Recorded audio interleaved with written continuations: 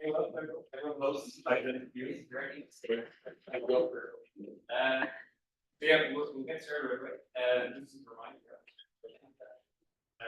Towards the end, if you didn't know, we're splitting the room into two groups. So think about the questions. There are a lot. And then think about things for all topics. So first of all, we have Moira Jardine, who's come all the way from Scotland to first. Well, it's great to be back here at Cool Stars, and I'm going to tell you about 7 different methods we use for learning about the magnetic fields of cool stars. And I'm going to start with probably the oldest method, which is photometry. Now, we know from looking at the sun that sunspots are sites of intense magnetic field.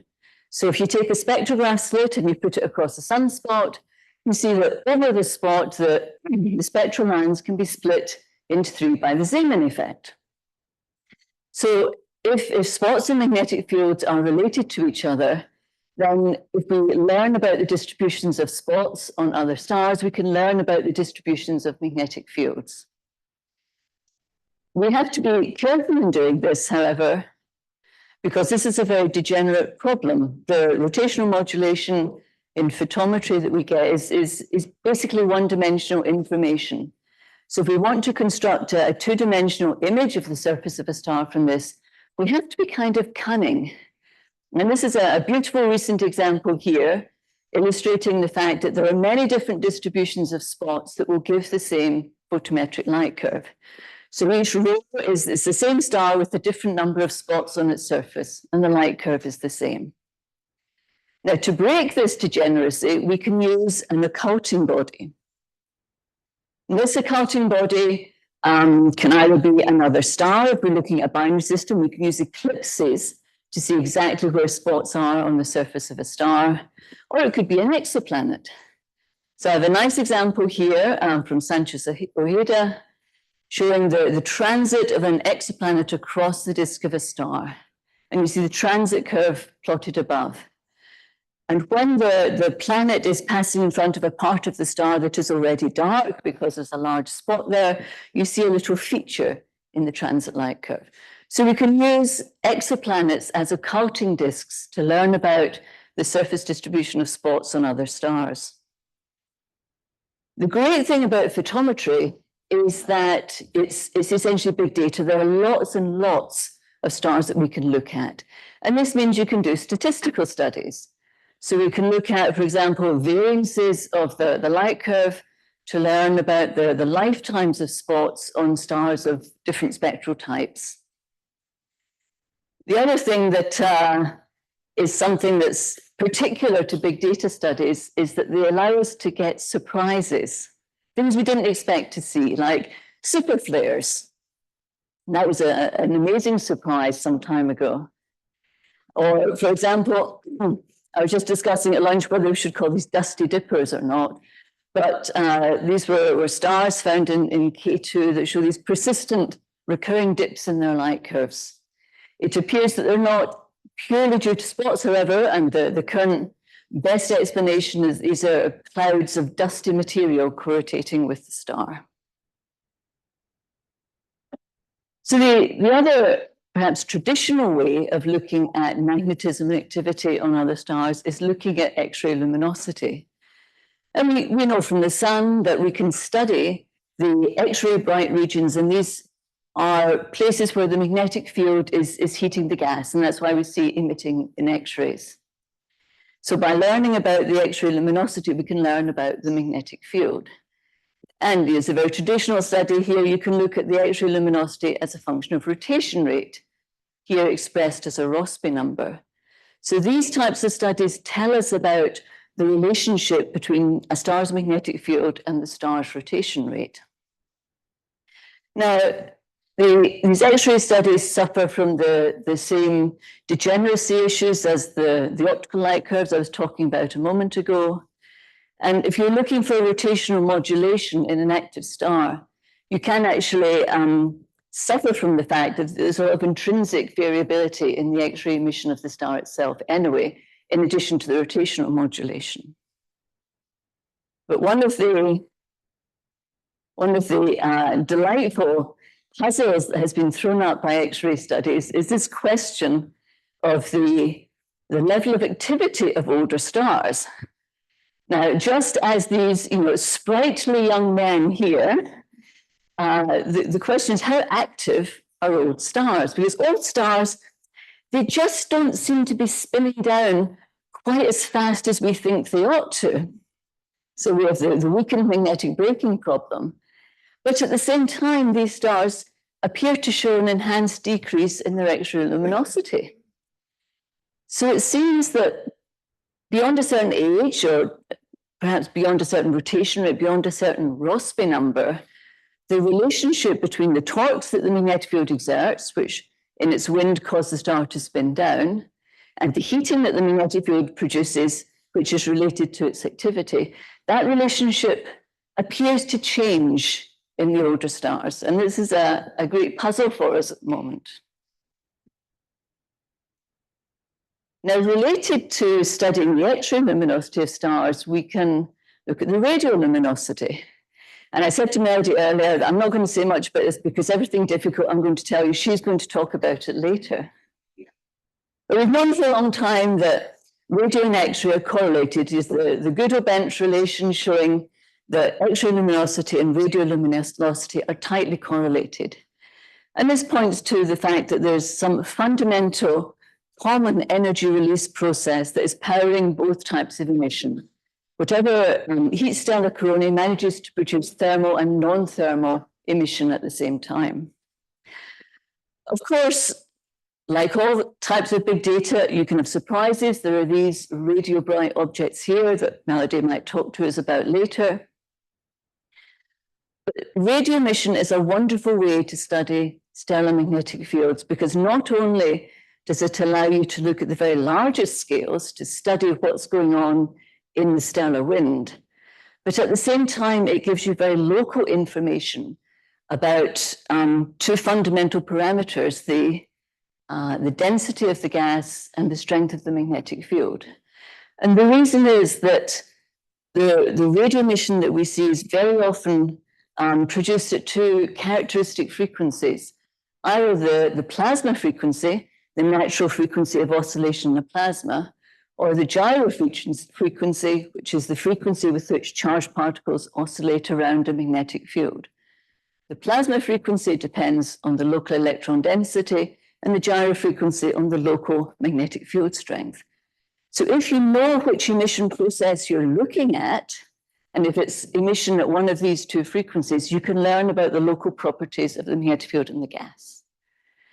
The difficulty is there are many emission processes and you need to be really sure which one you're looking at. We have the usual problem of the lack of spatial information. We might have emission, but we're not exactly sure where it's coming from.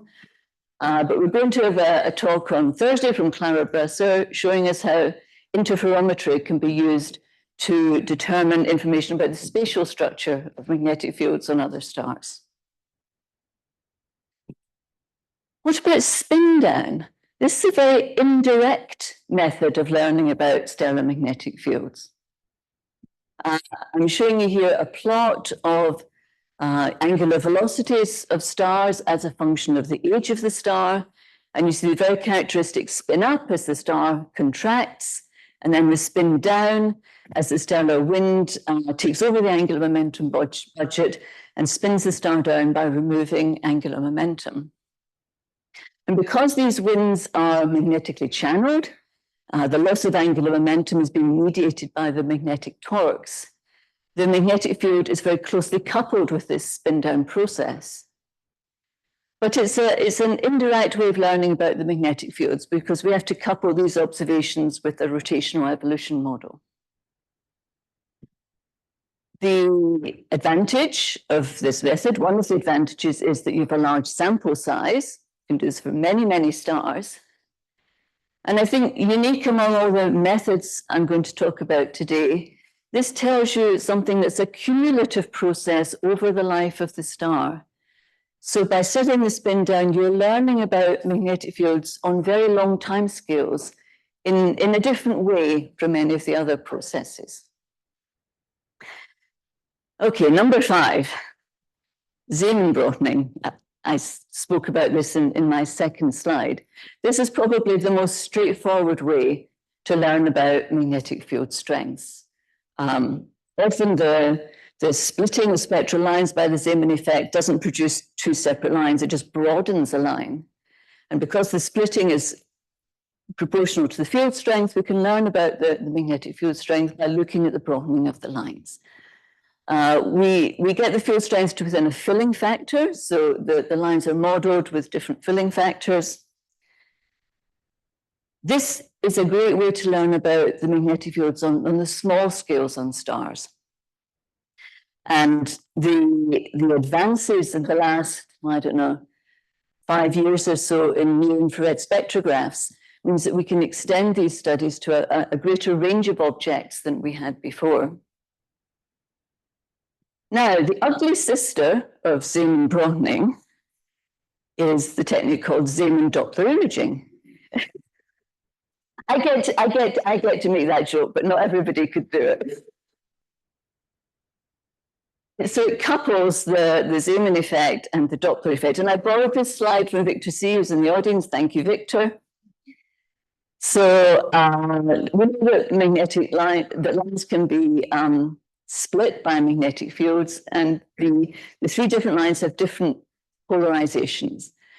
But the polarization that you observe depends on the orientation of the magnetic field relative to you. So if the magnetic field is in the plane of the sky for you, you would see linear polarization. And if the magnetic field is in your line of sight, you would see circular polarization. So if you have a star that's rotating, like this one, with a single magnetic field line on its surface, as the star rotates, you would see the polarization changing. And it's by studying this changing polarization that we learn about the structure of the magnetic field. So what we are showing here is called the Stokes V signature. It's the difference between the 2 states of circular polarization. And on the little image on the left, you've got only radial field in a patch on the surface of the star. And you see the Stokes signature is maximum when the magnetic field is right in the center of the disk, when the field is purely towards you. If, as on the right, the magnetic field on the star is horizontal, you see the maximum amplitude of the signal when the magnetic field is on the limb, because again, then you've got the maximum line of sight component of the field. This is a great method, but it only gives you the large scale component of the magnetic field, because small scale regions of magnetic field close together, their polarization signatures would cancel out. So here is what we see. These are some Stokes signatures stacked up in time. You observe the star for more than 1 rotation. You observe all the Stokes signatures. You have a model of the magnetic field. In this case, the model is expressed in terms of spherical harmonics. Who does not like a good spherical harmonic? Answer. You vary the amplitudes of the spherical harmonics to fit the Stokes profiles. And mirabile dictu, the image is not showing. Robert, what happened? Your rub doesn't matter. Add an image there. So, Zeeman Doppler imaging, good for getting the large scale structure, but you can't get the small scale structure of the field. The other disadvantage is that because polarimeters are expensive, we can't get big data with this. Our sample of stars is relatively limited with this method. But it's turned out to be really very good at getting stellar magnetic cycles. So what I'm showing you on the right here is a cycle of a star. The top is a simulated magnetic cycle, that was the input, and the bottom is the recovered magnetic cycle that you would find with Zeeman Doppler imaging. So it's a sunspot number against time. At each instant in time, the symbol is telling you about what the magnetic field was like at that point in time. So the size of the symbol tells you about the strength of the field. Big symbol, strong magnetic field. The color is telling you about the topology of the field. You know, is it red would be poloidal, blue would be toroidal. And the shape of the symbol is telling you about how axisymmetric the poloidal field is. So if it was perfectly circular, it'd be a very completely axisymmetric field. And the more the number of points on the symbol, the more non-axisymmetric it is. The bottom line is that on the large scales, we recover the changes through the stellar magnetic cycle. Now, one of the most fun things to have come out of Zeeman Doppler imaging very recently has again been now having spectropolarimetry in the infrared with instruments like Spirou. And that has allowed us to study more of the M dwarfs. What is interesting is that as you go to longer rotation periods, and this is now hundreds of days, the M dwarfs are still producing strong magnetic fields. And that was really quite surprising.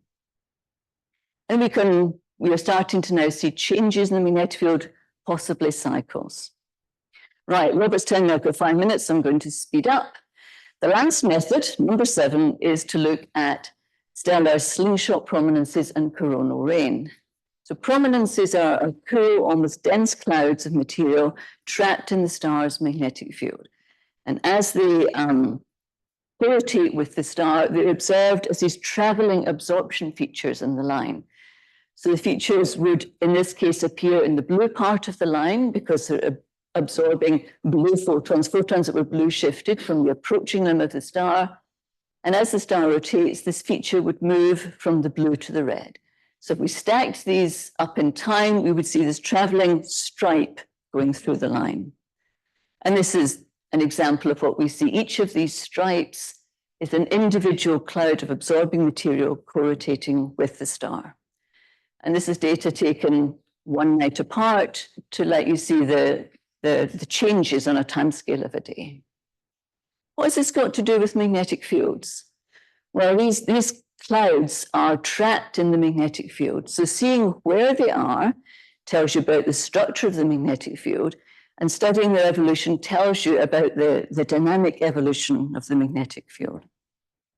So we can take the Zeeman Doppler imaging map of the surface magnetic field, we can extrapolate it out, we can calculate where are the places that we could support gas.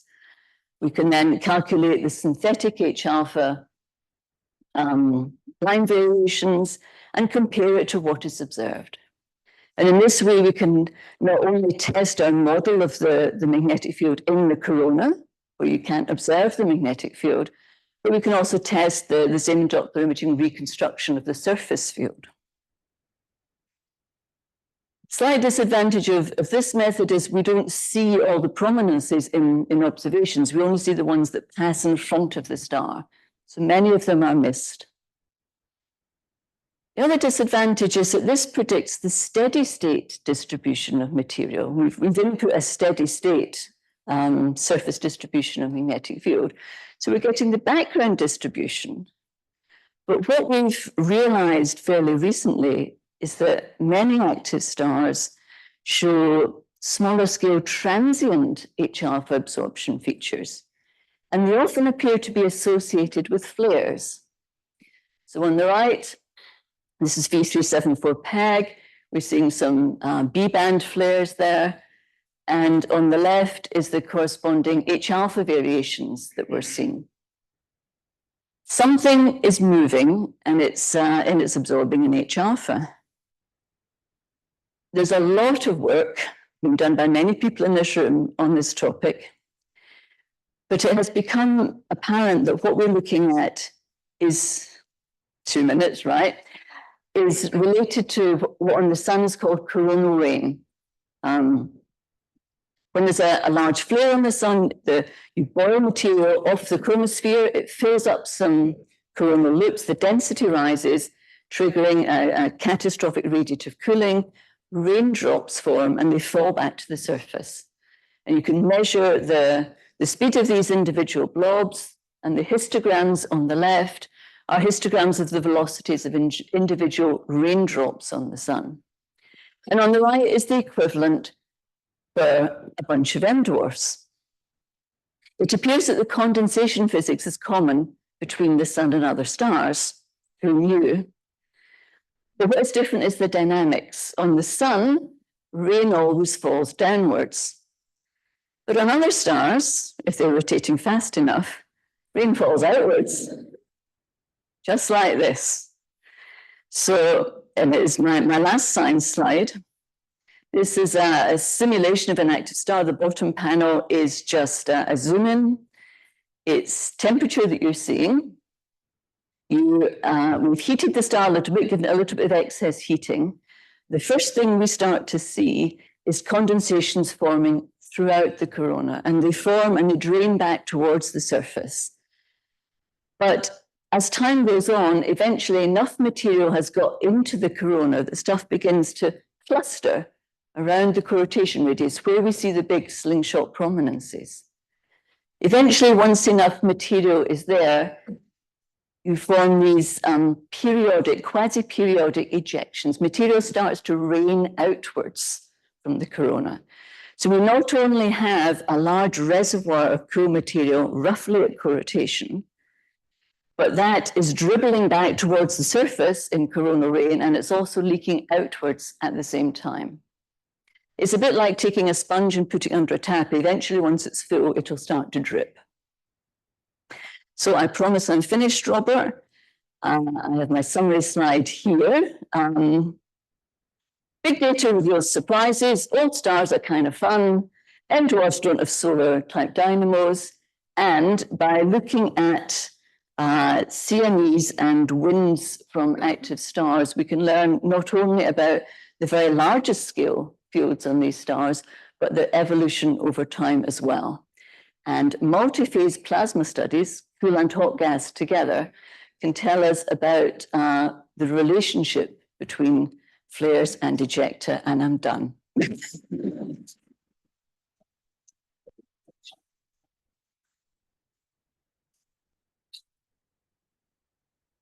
Almost to time. Yeah. Up here first. So we have mics, but I think the room is small. Just shout.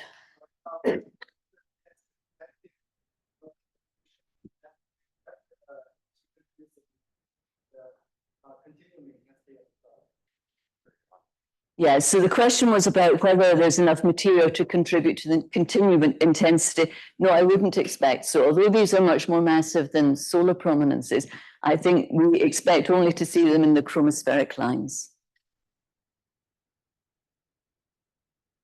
You get to choose. Yeah. Until recently, the same Doppler images measure magnetic flux because of cancellation, as you pointed out. However, and that's when they only had Stokes I and V.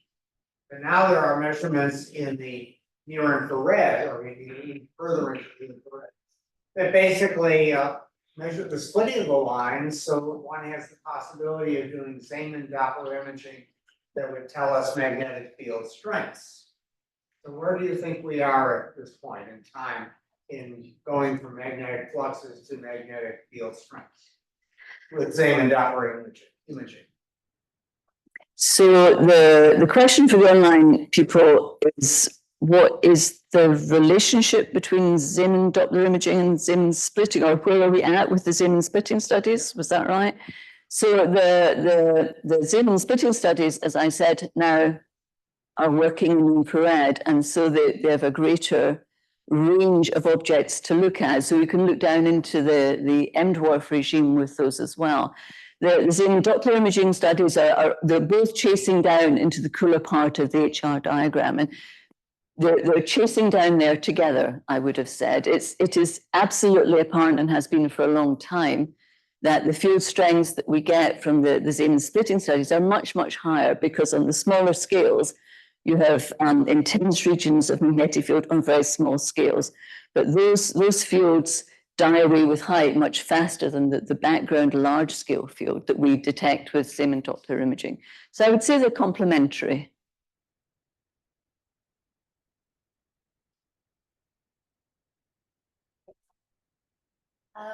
In this last thing that you discussed about the agenda, are you considering one like a CME with magnetic reconnection? It didn't seem that was the case. Yes, there is magnetic reconnection. The movie I showed didn't have the field lines drawn on it, but yes, they are reconnecting. And yes, I do believe that they will look like, observationally, they will look like CMEs, but they're driven by a very different process from what we see on the sun. Yes. Yes. Okay, I'll talk to you. Moira, Okay. this. It's 2.5D. It's done with AMR vac.